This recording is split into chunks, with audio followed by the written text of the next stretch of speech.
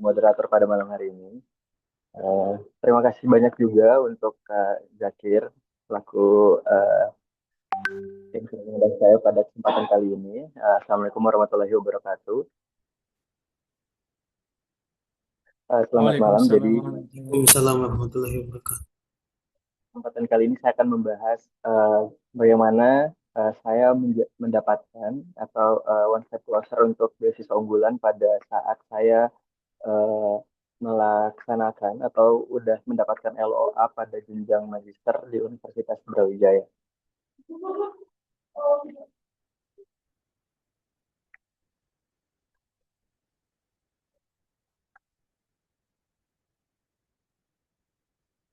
Oke, jadi saya akan membahas terkait pengalaman saya pada tahun 2024, bagaimana persyaratan dari beasiswa unggulan dan juga tahapan seleksi dan juga selama saya mengikuti perkuliahan pasca sarjana di Universitas Brawijaya. Tentunya agenda yang akan saya bahas eh, sama kurang lebih dengan apa yang sudah disampaikan teman-teman sebelumnya. Jadi beasiswa unggulan itu merupakan beasiswa pemerintah Indonesia yang memberikan biaya pendidikan kepada putra-putri terbaik bangsa yang diterima di perguruan tinggi di dalam maupun luar negeri. Di mana beasiswa unggulan ini memprioritaskan untuk masyarakat berprestasi dan juga yang beasiswa disabilitas. Jadi jenjang yang dibiayai dari beasiswa unggulan selaku pemberi bantuannya dari Puslapdik atau Pusat Layanan Pendidikan dan juga Kementerian Pendidikan Dasar dan Menengah, itu jenjang yang dibiayai adalah jenjang diploma, jenjang sarjana, pasca sarjana untuk magister dan juga jenjang doktor atau S3. Jadi untuk syarat dan eh, maksimal semester dari jenjang yang akan dibiayai adalah maksimal itu semester 3. Jadi untuk mahasiswa baru yang baru dapat eh, pengumuman untuk masuk kampus entah S1, S2 ataupun S3 dan juga diploma itu sangat memungkinkan untuk mendaftarkan dirinya ke beasiswa unggulan dan juga maksimalnya itu adalah semester 3 untuk semua jenjang. Jadi seperti yang sudah saya jelaskan tadi, bahwasannya beasiswa unggulan itu terdapat dua kategori, yaitu masyarakat berprestasi dan juga yang penyandang disabilitas. Jadi yang dilihat dari pemberi bantuan ini adalah prestasi akademik maupun prestasi non akademik di tingkat nasional maupun internasional yang pada dasarnya kita sudah berkontribusi dan memiliki daya saing yang dapat memberikan dampak kepada masyarakat. Dan untuk yang beasiswa penyandang disabilitas itu dari disabilitas fisik, intelektual, mental, ataupun sensorik. Jadi tujuan utama dari beasiswa unggulan itu sendiri kita dapat eh, meningkatkan kompetensi sumber daya manusia di Indonesia serta kita dapat mendukung generasi yang unggul dan juga tentunya mampu bersaing di era digital seperti sekarang ini.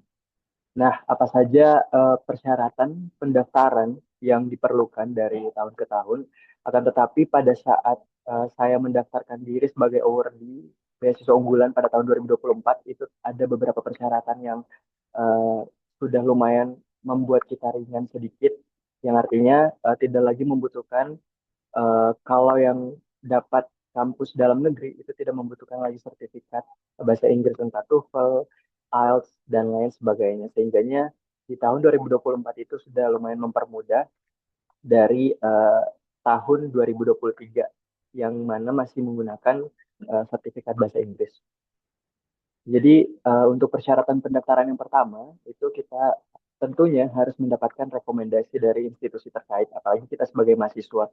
Tentunya rekomendasinya lebih bagus, lebih baiknya dari dosen PA kita ataupun Kaprodi, Kadep maupun eh, lain sebagainya yang mempunyai jabatan dan mengenal kita gitu.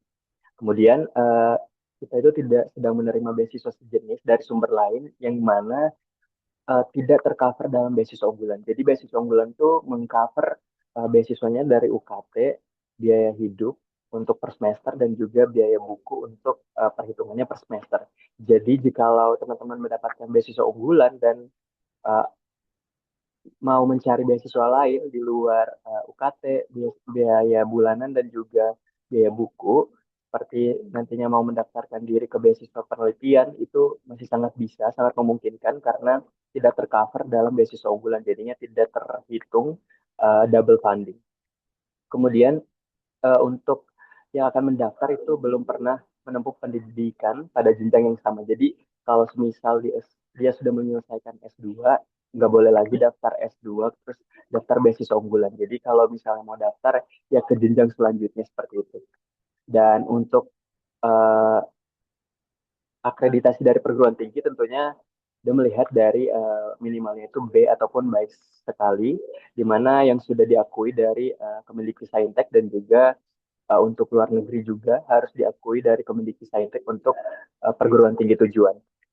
Kemudian beasiswa unggulan tuh punya agak berbeda dari beasiswa yang lainnya, di mana beasiswa unggulan tidak menerima uh, calon mahasiswa, calon penerima beasiswa yang berstatus sebagai dosen, yang berstatus sebagai guru, tenaga kependidikan ataupun pelaku budaya, sehingganya agak lumayan terkompres sedikit untuk pesaing kita. Kemudian sangat diutamakan untuk beasiswa unggulan itu adalah kelas reguler. Jadi yang tidak melaksanakan uh, pembelajaran jarak jauh atau PJJ. Jadi sangat-sangat diutamakan yang tidak PJJ dan juga tentunya memiliki banyak pengalaman dan juga prestasi nasional maupun internasional. Jadi untuk syarat pada tahun 2025 kemarin itu untuk jenjang D4 dan juga S1 itu lulusnya maksimal 2 tahun terakhir memiliki LOA ataupun surat aktif kuliah. Jadi meminta KHS atau memiliki IPK minimal 2,75. Kemudian wajib melampirkan itu sertifikat untuk uji kompetensi bahasa Indonesia dan untuk kampus tujuan luar negeri harus memiliki sertifikat bahasa Inggris.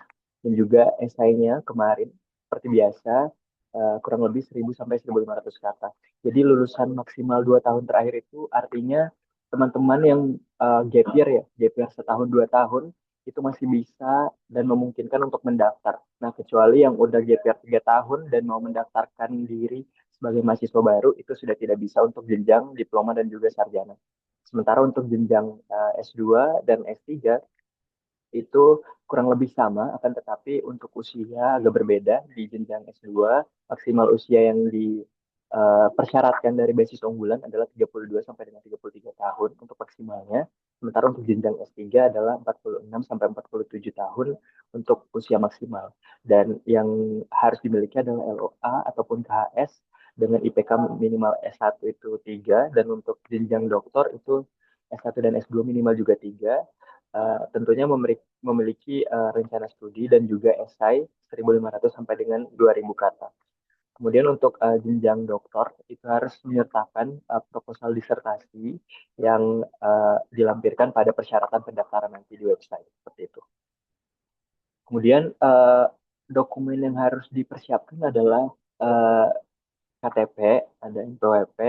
Kalau misalnya udah ongoing, udah mahasiswa semester 2 atau semester 3, itu baiknya melampirkan kartu mahasiswa.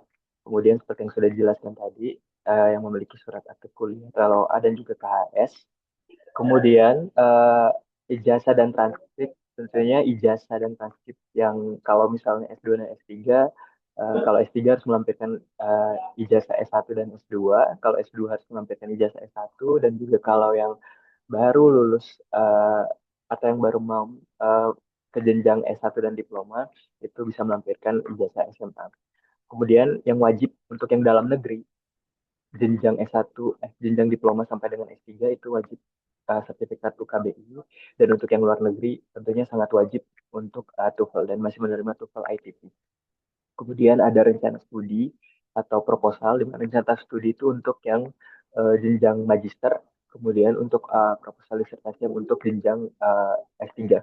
Kemudian harus memiliki surat rekomendasi. Kemarin surat rekomendasi itu minimal ada dua, maksimal dua, dan ada surat pernyataan juga, serta baiknya memiliki sertifikat prestasi di jenjang nasional maupun internasional. Jika ada itu sangat-sangat bagus, mendukung untuk tahap pertama kita atau tahap administrasi seperti itu. Jadi Mungkin pendaftaran online itu teman-teman bisa akses ke formulir atau website dari beasiswa unggulan yang Kemendikbudristek.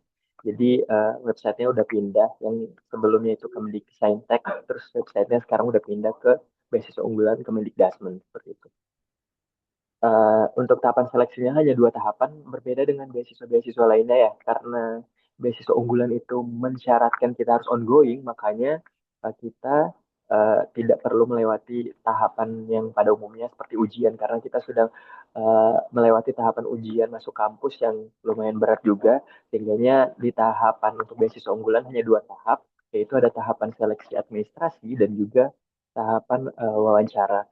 Jadinya seleksi ini dilakukan oleh tim Puslapdik selaku tim seleksi dari beasiswa unggulan, di mana nanti bakalan ditetapkan oleh Kepala Puslapdik dan juga diumumkan kepada peserta. Jadi untuk tahapan administrasi itu fokus penilaiannya adalah ke kelengkapan dan juga kesesuaian dokumen dengan syarat umum maupun syarat khusus jenjang. Jadi sepengalaman pribadi saya pada tahun 2024, pastikan seluruh dokumen itu sesuai format dan tanggalnya itu masih berlaku. Apalagi untuk yang memiliki LOA.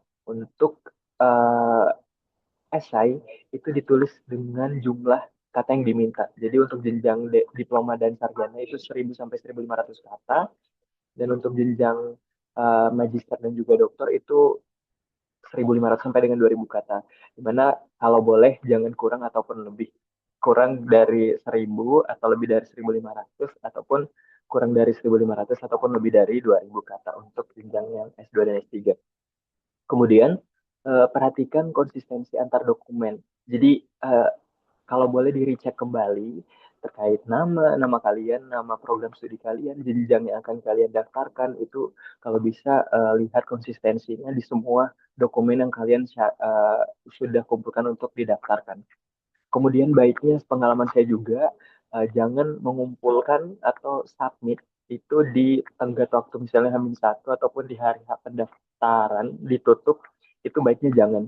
Kalau bisa di H-3, H-4 itu sudah mengumpulkan agar menghindari yang namanya error website, karena biasanya website beasiswa unggulan udah H-2, H-1 pasti sudah banyak banget yang akses. Sehingga baiknya kumpulkan sebelum tenggat waktu untuk menghindari kendala teknis.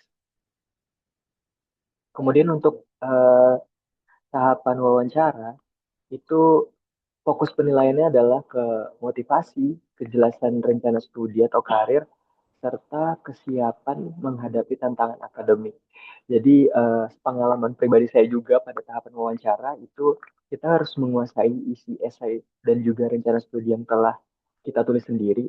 Kemudian sebisa mungkin untuk melakukan latihan entah teman atau di pancermin, di mana melatih jawaban untuk pertanyaan dari pewawancara, dan pasti akan ditanya kenapa saya atau Anda itu layak menerima beasiswa ini.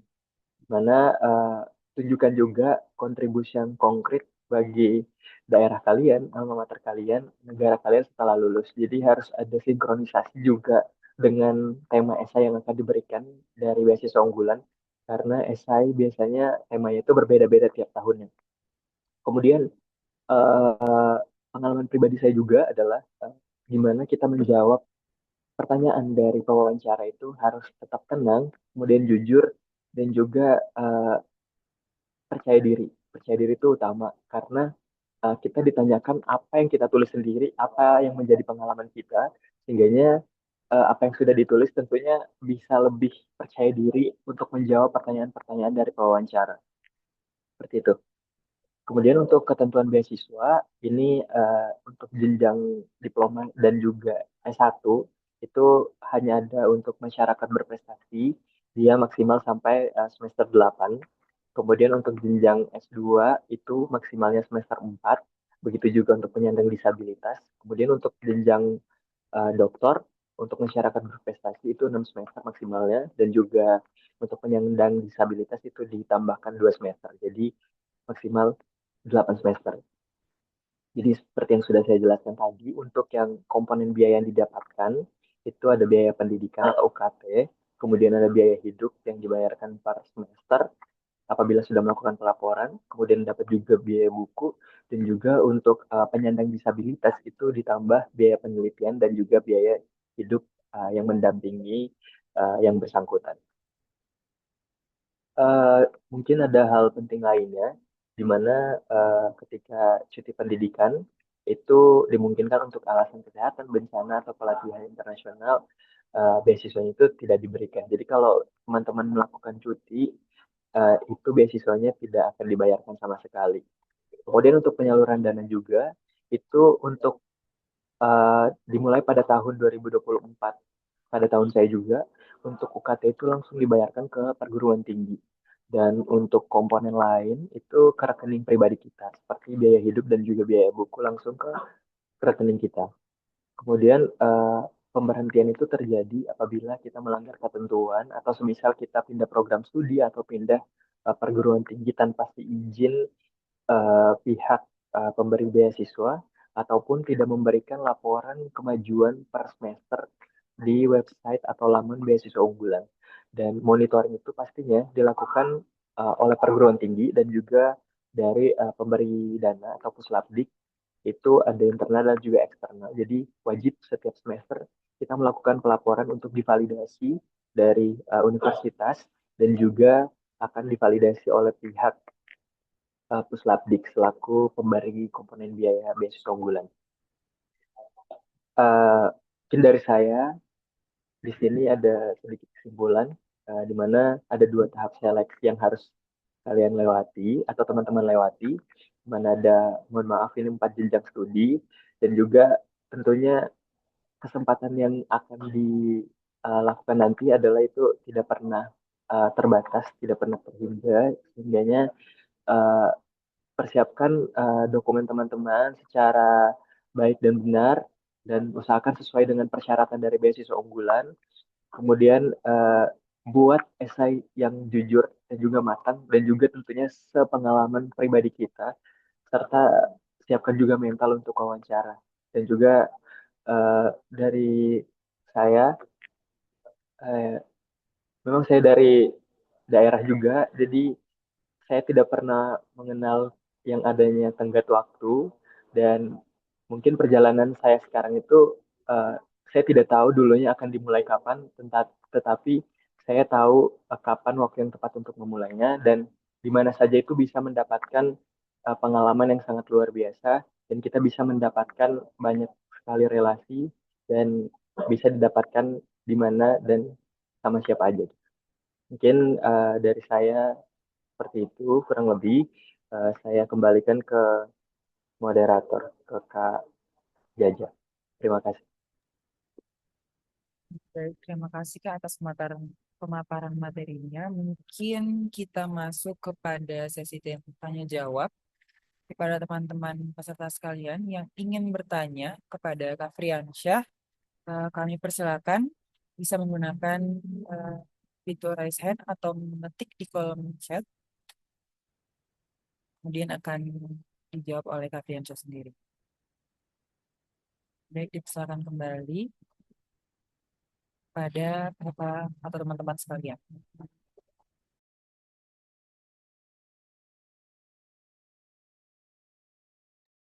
Dan juga terdapat formulir daftar hadir pada kolom chat yang telah dikirimkan oleh Kak Dewi Sabrina pada teman-teman sekalian untuk berkenan untuk mengisi daftar hadir tersebut agar mendapatkan sertifikat pada akhir penutup acara nanti.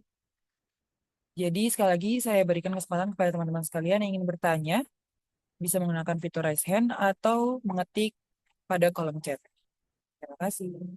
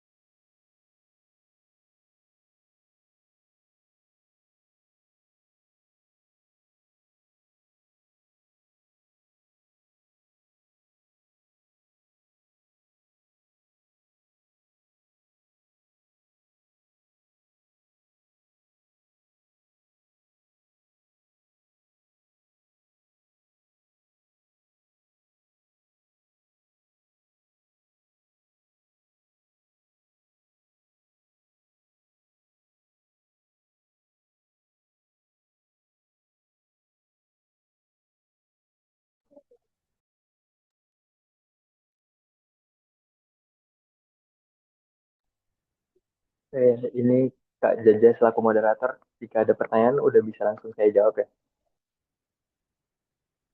Oke, baik Kak, disilakan. Oke. Nah, jadi pertanyaan dari Kak Zakir. Terima kasih juga pertanyaannya Kak. Untuk esai itu kira-kira muatan utamanya apa saja ya Kak? Jadi pengalaman saya, eh, esai itu merupakan kesempatan untuk memperkenalkan diri kita di luar angka IPK dan juga sertifikat.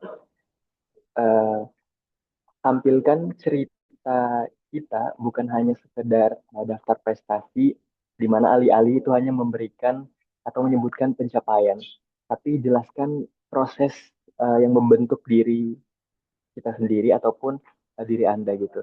Jadi, misal contoh ada kemarin kasus yang mengatakan atau yang ini kurang menarik ya. Jadi dia bilang saya aktif mengikuti organisasi dan memperoleh beberapa penghargaan. Nah, itu kurang menarik. Yang lebih menariknya adalah gimana kita bisa menjelaskan bahwasannya pengalaman memimpin program pengabdian masyarakat mengajarkan saya bahwa kepemimpinan itu bukan sekedar mengatur tim, tetapi memastikan setiap anggota mampu memberikan dampak bagi masyarakat. Jadi jangan menceritakan atau hanya menyebutkan pencapaian, tapi jelaskan bagaimana proses ketika kita membentuk diri seperti itu. Kemudian yang kedua, hubungkan juga dengan masa lalu, masa kini, dan juga masa depan. Jadi esai itu baik memiliki alur. Jadi perkenalkan diri kita dulu. Jadi siapa diri kita, siapa diri Anda, pengalaman apa yang membentuk Anda, apa yang membentuk kita, mengapa memilih program studi yang akan kita jalani nanti. Kemudian jelaskan juga tujuan kita setelah lulus itu mau ngapain aja. Kemudian bagaimana beasiswa unggulan itu membantu mencapai tujuan tersebut.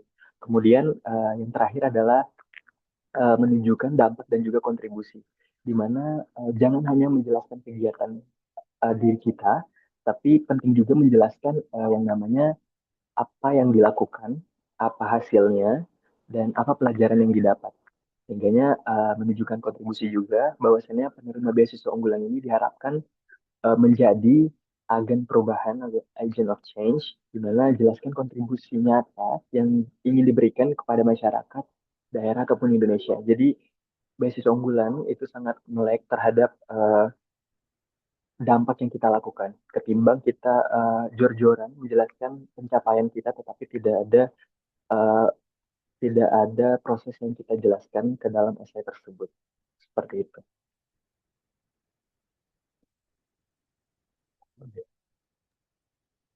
Oke, baik Kak, mungkin ada pertanyaan lagi dari Kak Irfan Maulana. Izin bertanya Kak, apakah desil mempengaruhi untuk pendaftaran beasiswa unggulan itu sendiri? Oh iya Kak Jaja, terima kasih. Jadi ada dua pertanyaannya dari Kak Nauratul Laina dan juga Irfan Maulana. Jadi untuk KS atau KRS itu dicantumkan ke semester 3 atau semester 2. Jadi kalau misalnya untuk yang jenjang diploma dan S1 itu kan baru masuk kuliah ataupun maksimal semester 3 hitungannya gitu. Bisa daftarnya di semester 1 dan juga semester 3. Sehingganya untuk KS yang dicantumkan apabila sebagai mahasiswa semester 3 nanti daftar di semester 3 yang dicantumkan adalah KS semester 2. Semester 2 dan semester 1 kalau bisa. Tapi kalau masih semester 1 baru mau masuk kampus, itu baiknya menggunakan LOA dan juga surat aktif kuliah yang dimintakan ke fakultas apabila diperbolehkan seperti itu. Untuk pertanyaan dari Kak Irfan, apakah Desil mempengaruhi untuk pendaftaran beasiswa unggulan?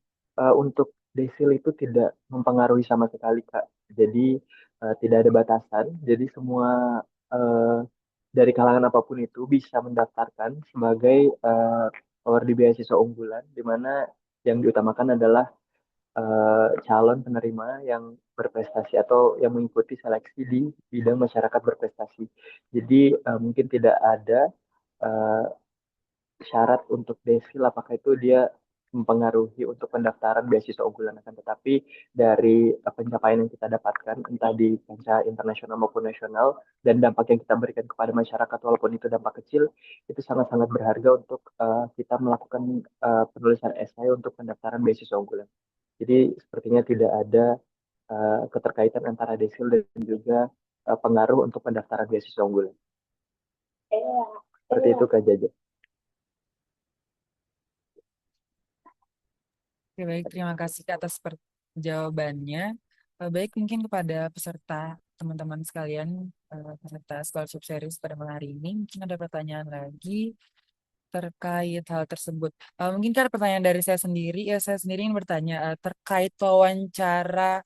Tadi kan sempat dibahas tentang wawancara. Em, Sepengalaman kakak, pertanyaan yang sulit atau tricky dalam wawancara tersebut itu apa dan bagaimana caranya kakak menjawab hal tersebut? Mungkin itu. Terima kasih, Kak. Ya, terima kasih Jaja. Jadi kurang lebih untuk pertanyaan dari pewawancara itu adalah bagaimana isi esai yang sudah kita tulis. Kurang lebih apa yang kita tulis itu sebisa mungkin kita pahami dan juga jawab dengan jujur sebisa mungkin. Karena pertanyaan pertama dari pewawancara dan jawaban yang kita berikan ketika ditanyakan oleh pewawancara pertama kali dan itu sudah misalnya menjawab, akan tetapi pada saat menjawab itu melebar kemana-mana tidak sesuai dengan isi esai kita, maka pertanyaan lanjutan dari pewawancara adalah jawaban akhir dari apa yang sudah kita lontarkan. Sehingganya sebisa mungkin konsistensi untuk menjawab pertanyaan dari pewawancara itu adalah dari apa yang akan kita jawab juga pada pertanyaan pertama. Dan juga kalau bisa menguasai isi esai karena sebisa mungkin untuk jujur dan juga persiapkan dengan matang. Sehingganya kalau misalnya mau menjawab pertanyaan dari pewawancara itu emang sudah konsisten dan juga tidak melebar kemana-mana sehingganya tidak menimbulkan pertanyaan lebih dari pewawancara. Seperti itu. Ya, Jaja. Oh, oke, baik, Kak. Terima kasih atas jawabannya. Iya. Baik, mungkin ada pertanyaan lain dari peserta scholarship series yang lainnya. Bisa digunakan fitur raise hand atau ketik di kolom chat. Oh iya, bisa langsung saya jawab juga ya. Ini ada pertanyaan dari Kak. Oh iya, ada pertanyaan dari Kak Fatihah. Izin bertanya Kak, untuk surat rekomendasi apakah harus dari dosen wali atau boleh dari dosen lain Kak? Dan apakah isi dari surat rekomendasi mempengaruhi penilaian administrasi Kak? Mungkin bisa dijawab Kak, terima kasih. Ya, terima kasih sebelumnya Kak Jaja. Jadi ada dua pertanyaan juga dari Kak Axel. Jadi jika sudah punya LOA untuk S2 tapi pengumuman beasiswanya September, sedangkan Agustus akhir sudah masuk kuliah itu bagaimana Kak? Apa berarti harus bayar UKT dulu sambil ikuti seleksi beasiswa unggulan? Ya, itu benar sekali Kak. Jadi kita harus membayar dulu UKT untuk masuk kuliah karena beasiswa unggulan itu emang syaratnya harus ongoing, nggak boleh defer. Sehingganya apabila kita dinyatakan lolos beasiswa unggulan, nanti UKT yang sudah kita bayarkan ke kampus pada saat kita masuk semester 1 itu akan di-reimburse dari pihak Puslapdik itu sendiri ke rekening pribadi kita.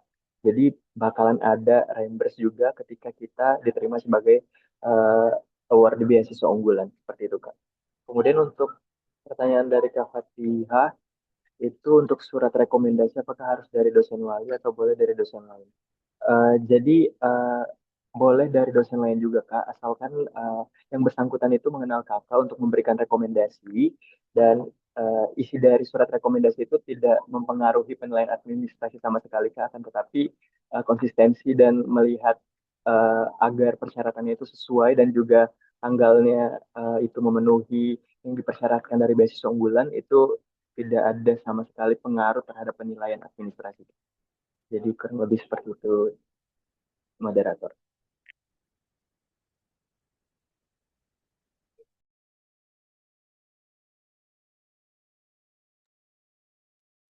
Baik Kak, terima kasih atas jawabannya. Mungkin ada pertanyaan lagi guys terhadap materi yang telah disampaikan oleh Kak Friansyah. Saya berikan kesempatan melalui fitur raise hand dan juga mengetik pada kolom chat.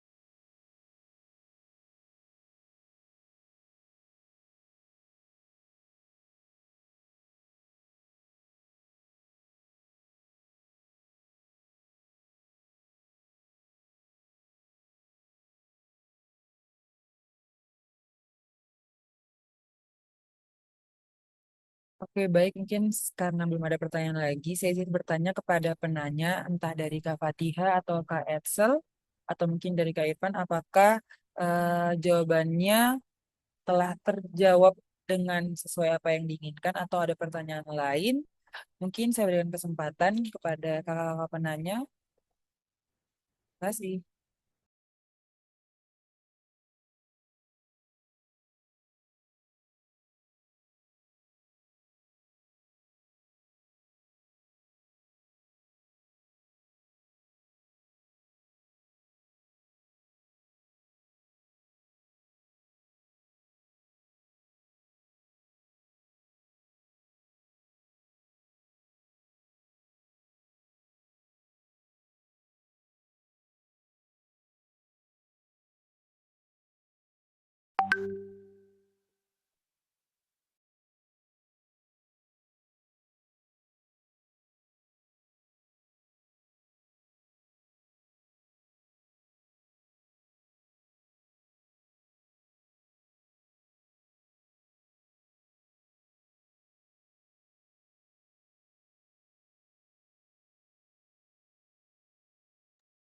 Baik, mungkin tidak ada pertanyaan lagi.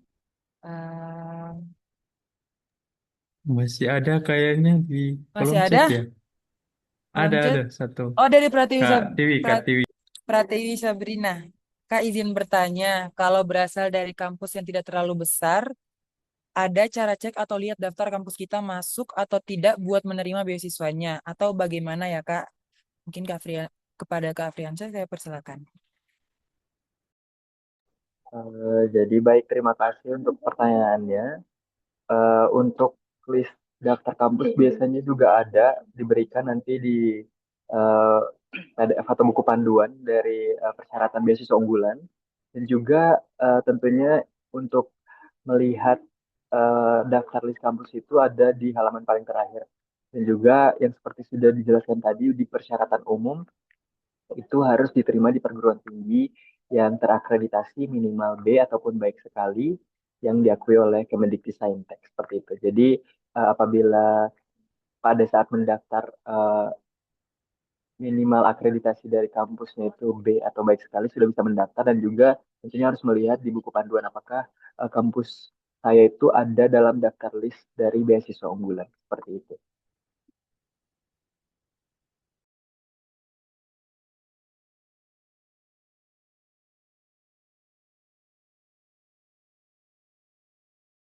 Baik, Kak, terima kasih atas jawabannya. Mungkin ada pertanyaan lagi dari peserta Space atau scholarship pada malam hari ini, scholarship sharing pada malam hari ini. Saya berikan kesempatan. Baik, terima kasih Kak Pratiwi atas pertanyaannya.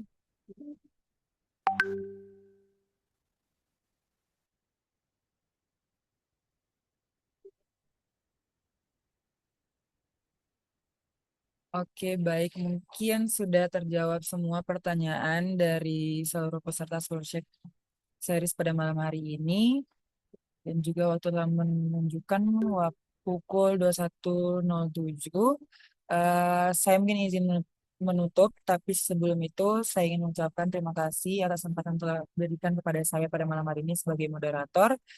Dan juga terima kasih atas waktunya Kak Frian Syagani pada malam hari ini. Saya ucapkan terima kasih yang sangat-sangat besar. Sebelum saya menutup, saya ucapkan wabillahi taufiq wal hidayah. Wassalamualaikum warahmatullahi wabarakatuh. Saya kembalikan kepada Kak Zakia. Terima kasih. Waalaikumsalam warahmatullahi wabarakatuh. Waalaikumsalam warahmatullahi wabarakatuh. Ya, baik. Terima kasih Kak Awal sudah memandu kegiatan pada malam hari ini untuk penyerahan sertifikat ya. Kak Awal ya? Iya, Kak. Penyerahan sertifikat. Oh ya, baik. Kami tampilkan dulu mohon bantuan rekan-rekan panitia untuk bisa mendokumentasikan. Sudah tampil ya. Berikut kami serahkan kepada Kak Rian Syahgani Stat M Stat karena sudah berkenan untuk mengisi acara pada malam hari ini. Insya Allah apa yang sudah disampaikan dari tips dan trik tadi terkait dengan beasiswa unggulan, insya Allah bisa menjadi wawasan bagi teman-teman, menjadi bekal bagi teman-teman rekan-rekan yang berkenan untuk mendaftar beasiswa unggulan yang estimasinya setiap tahun biasanya itu pada Agustus atau September, insya Allah akan dibuka. Jadi kita tinggal tunggu infonya seperti apa. Demikian kami ah, mohon bantuan pada rekan-rekan panitia untuk bisa didokumentasikan. Jika sudah, kami stop screen. Saya kembalikan pada Kak Awal untuk bisa menutup barangkali, Oke, baik atau Kak. dipersilakan ke Kak Viko Fikri Triansa ada closing barangkali. Saya kembalikan. Terima Oh kasih. iya, pada Kak Friansyah mungkin ada closing sedikit untuk kegiatan pada malam hari ini. Saya persilakan.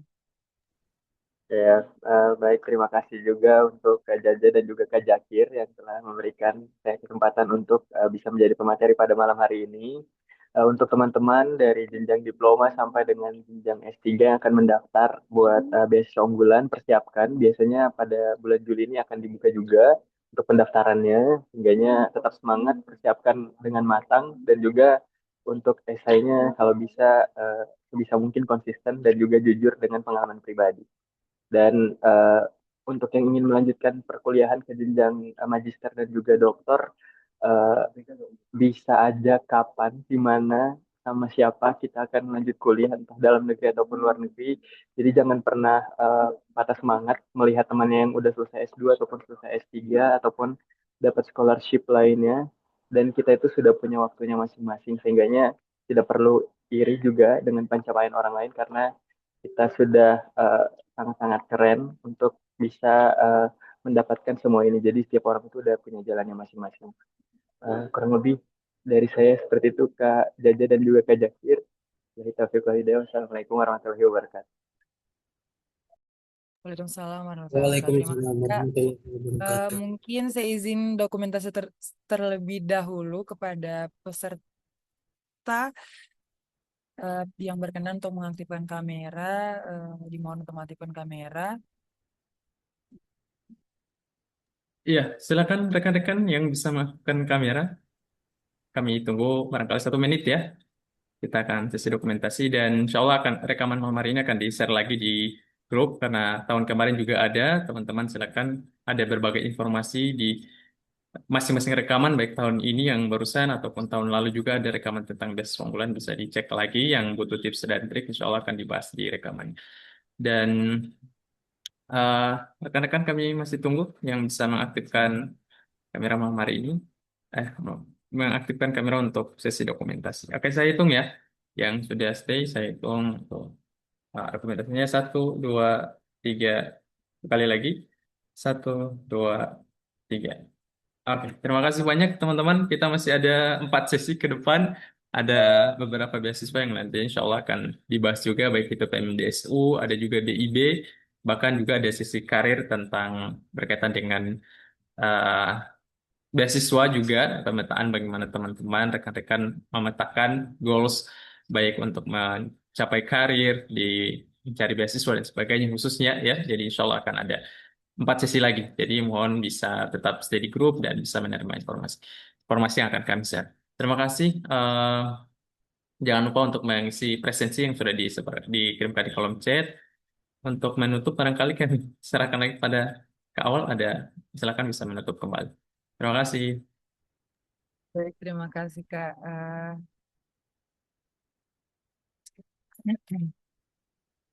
Baik, Kak, izin konfirmasi tadi untuk sertifikat yang diberikan kepada Kak Friansyah sudah di screenshot. Seperti gimana Irfan, sempat di capture belum ya? Coba saya share lagi ya. Kak, belum Kak. Oke, kami. Oh ya, wait. Oke, baik. Oh Mungkin, sudah, terima kasih Kak Tiwi. oh Oke, sudah. Oh, iya. silakan ke awal. Oke, baik. Saya ucapkan terima kasih lagi kepada Kak Friansyah yang telah memberikan materi pada malam hari ini dan juga rekan-rekan sekalian yang berkesempatan hadir pada scholarship series pada malam hari ini. Mungkin lebih dan kurangnya saya mohon maaf. Wabillahi taufiq wal hidayah. Wassalamualaikum warahmatullahi wabarakatuh. Selamat malam. Waalaikumsalam warahmatullahi wabarakatuh. Terima kasih banyak Kak Priyansyah Terima kasih sudah Kak. mengisi. Terima kasih. Punya malam hari ini. Terima kasih teman-teman sudah disalib ya. Insya Allah ketemu lagi di sesi berikut.